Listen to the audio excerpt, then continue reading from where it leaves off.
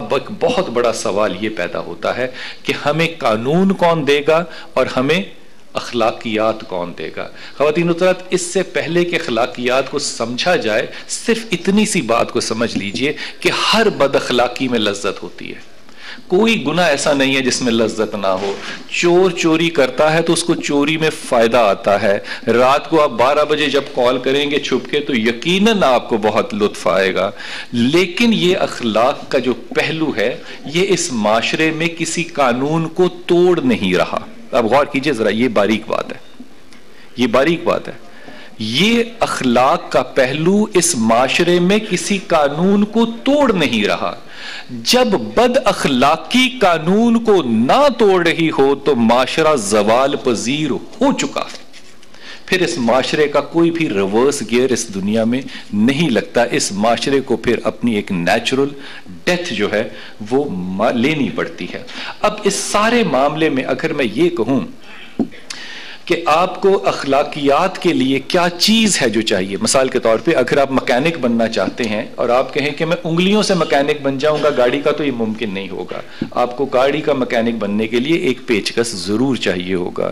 اس لیے اخلاقیات کا مکینک بننے کے لیے جو راستہ آپ کے سامنے ہوتا ہے، جو ٹول، جو پرزہ، جو اوزار آپ استعمال کرتے ہو، وہ صرف ایک ہی ہو سکتا ہے کہ آپ کی اخلاقیات کا جو معیار ہے، اس کی اینکرنگ، اس کا ٹھیکہ آپ کو کس نے دیا ہے۔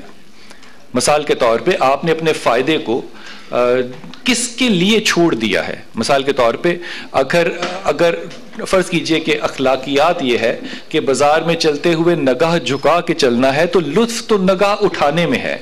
جھکا کے چلوں اگر میں نگاہ کو، تو میں اکاؤنٹبل کس کو ہوں؟ میں نے کون سا ایسا حساب ہے اپنی زندگی کا جو کسی کو دینا ہے، کس کو جواب دے ہوں، جو میں نگاہ کو جھکاؤں اور اپنے لطف کو جو ہے وہ نہ گین یا اٹین کر سکوں، اور میں ان اخلاقی پہلوؤں پہ قائل ہو جاؤں جن کا کہ مجھے بنیادی طور پہ کوئی نفس کا فائدہ نہ محسوس ہو رہا۔ اس میں صرف دو چیزیں ہو سکتی ہیں، یا تو آپ کا کسی کے ساتھ ایمان ہو تو یہ قائم ہو سکتی ہے۔ اب معاملہ یہ ہے کہ ایمان کس کے ساتھ قائم ہوگا آپ کا؟ اگر تو آپ کا ایمان ترقی اور کامیابی کے لیے ہے تو پھر آپ کے اخلاقی معیار کے پہلو جو ہیں وہ بالکل مختلف ہوں گے۔ اگر آپ کا معیار اور آپ کا جو اکاؤنٹبلٹی کا سینٹر ہے اگر وہ خدا ہوگا، تو پھر آپ کی جو اکاؤنٹبلٹی ہوگی اس کے پیچکس کا نام ہوگا تقوی۔ اب یہاں پہ کیونکہ مذہب کی زبان سے ہم عام طور پہ بہت روشناس نہیں ہوتے، یہ لفظ کہنا بہت آسان ہوتا ہے کہ تقوی اختیار کیا جائے، لیکن یقین کیجئے یہ زیادہ تر ہمیں سمجھ میں آتا نہیں ہے کہ میں اختیار تو تقوی کو کرنا چاہتا ہوں، کس چیز کو اختیار کروں گا تو تقوی ہوگا۔ اب یہ معاملہ اور یہ مسئلہ صرف میرا اور آپ کا نہیں ہے۔ حضرت عمر خطاب جب اپنی زندگی میں اس زمانے میں زندہ تھے، ان کو بھی یہی مسئلہ درکار تھا، اور وہ بھی پھر کعب بن ابی کے پاس گئے اور انہوں نے کعب سے پوچھا کہ کعب، میں تقوی اگر اختیار کروں، اب غور کیجئے گا ذرا، اس بات کو یہیں پہ بھی اگر میں چھوڑ دوں یہ بات مکمل ہے کہ عمر کو نہیں پتا تھا کہ تقوی کہاں پہ ہے، اور عمر کعب کے پاس گئے۔ یہ کون ہے کعب؟ یہ وہی کعب ہیں جن کے لیے اللہ تعالیٰ نے قرآن میں سورہ اختیار کی تھی، کیونکہ یہ جنگ تبوک میں ان کو یہ نہیں جا پائے تھے اور ان کے پاس کوئی عذر بھی نہیں تھا کہ جنگ تبوک میں کیوں نہیں گئے، لیکن انہوں نے رسول پاک صلی اللہ علیہ وسلم کے ساتھ جھوٹ نہیں بولا، آگے سچ بتا دیا کہ بس میرے پاس کوئی عذر نہیں تھا لیکن میں جنگ تبوک میں نہیں گیا۔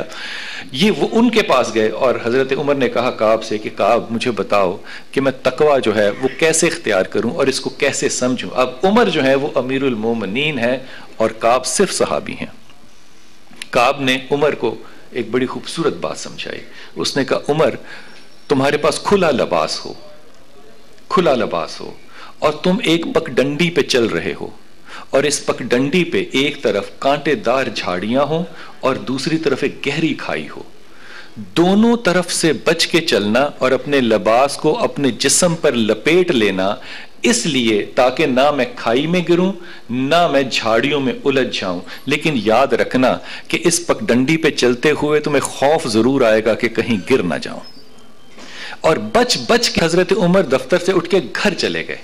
تو اس سے مجھے تم سے ایک فلاں معاملہ جو ہے اس کے اوپر رائے لینی ہے. تو عمر کو آج کے دفتر کی طرح وہ بھی ایک ٹائم آف ہو چکا تھا نا, 5 بج چکے ہوں گے, عمر کو غصہ آ گیا اور عمر نے کہا جب میں بیٹھا ہوتا ہوں دفتر میں, میں عدل کر رہا ہوتا ہوں لوگوں کا, تب تم گھروں میں اپنے آرام کرتے ہو, اور جب میں اپنے گھر آرام کرنے آتا ہوں تب تم میرے پاس مسائل لے کر آ جاتے ہو. اس کو جھاڑا عمر نے, اس سوالی کو, اس سائل کو جھاڑا. آپ امیر المومنین ہیں. اس نے کہا امیر المومنین میں تو آپ کے پاس بڑی آس لے کر آیا تھا. اب یہ وہ فرق ہے جو ہم میں اور عمر میں ہے, جو آج کے عمر کو عمر خطاب سے جدا کرتا ہے. عمر خطاب فوراً کھڑے ہوئے اور 2 رکعت نماز ادا کی اور پھر خدا سے کہتے ہیں روتے ہوئے, اے اللہ اگر میری ماں مجھے نہ ہی جنتی تو کتنا اچھا ہوتا. اگر میں ایک تنکا بن جاتا اور میں ایک جانور ہوتا اور میں گھاس ہوتا اور لوگ مجھے کھا لیتے اور میرا کوئی حساب نہ ہوتا تو میں کتنا خوش نصیب ہوتا. آج تُونے مجھے امیر المومنین بنا دیا اور میں اپنی جہالت کے اس تکبر کو نہیں بھولا کہ میرے پاس کوئی سوال کرنے آئے تو میں اس سوالی کے سوال کا جواب دے سکوں. یہ وہی عمر ہیں جنہوں نے حضرت بلال رضی اللہ تعالی عنہ کو ایک دفعہ غلام کہہ کے بلایا. تو بلال بھی ہمیشہ سے چلاک ہوتا ہے, وہ فوراً شکایت لے کے رسول پاک صلی اللہ علیہ وسلم کے پاس چلا گیا اور کہا کہ یا رسول اللہ عمر نے مجھے غلام کہا ہے. رسول پاک صلی اللہ علیہ وسلم غصے سے کھڑے ہو گئے اور عمر کو کہا کہ عمر تم ابھی تک اپنی جہالت کا وقت نہیں بھولے. اب یہ بات ڈانٹ دینا کافی ہوتا, تقویٰ اتنا ہی تھا کہ آپ کو ایک اچھے استاد سے ڈانٹ پٹ جائے. عمر نے اپنا منہ زمین کے ساتھ لگا دیا, اپنی ایک گال جو ہے وہ زمین کے ساتھ لگا دی اور بلال کو کہتے ہیں کہ بلال تو اپنا پاؤں میرے منہ پہ رکھ اور میری ناک کو اس زمین کے ساتھ رگڑ دے, جب تک تو یہ ناک رگڑے گا نہیں اس عرب کا تکبر جو ہے وہ اس زمین میں مٹ نہیں سکتا.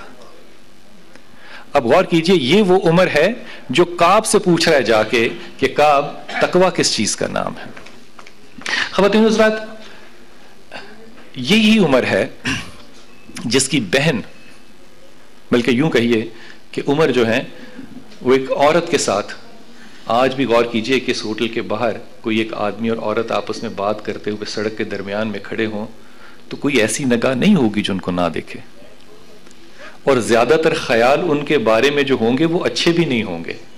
تو عمر بھی جا رہے تھے اور اپنے بہت سے ساتھیوں کے ساتھ, تو ایک عورت نے جو کہ ایک ڈنڈے کے, ایک لکڑی کے ڈنڈے کے سہارے کھڑی تھی, اپنے آپ کو سیدھا کیا اور عمر کو پیچھے سے آواز دی. اور یہ کون سا عمر ہے جو لوگوں کو ڈانٹتا ہے کہ میرے پاس تم دفتر بند ہونے کے بعد آ رہے ہو, جو لوگوں کے کہتا ہے کہ او غلام ادھر آؤ میری بات سنو. اس عمر کو ایک بڑھیا نے آواز دی اور عمر رکا, اور رکنے کے بعد اس عورت نے اس کو اشارہ کیا اور اپنی طرف بلایا. جب وہ اس طرف آئے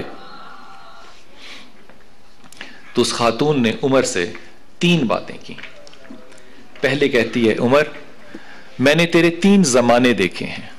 ایک زمانہ تیرا میں نے وہ دیکھا ہے جب تو سر کے اوپر ایک پھٹی بوری ڈال کے بکریاں اور اونٹ چرانے جاتا تھا, اور تو اتنا لاغر تھا کہ تیرے سے نہ بکریاں قابو آتی تھی نہ اونٹ قابو آتے تھے, اور تو شام کو جب ان کو لے کر آتا تھا تو وہ ویسی ہی پیاسی ہوتی تھی جیسی صبح لے کر گیا ہے.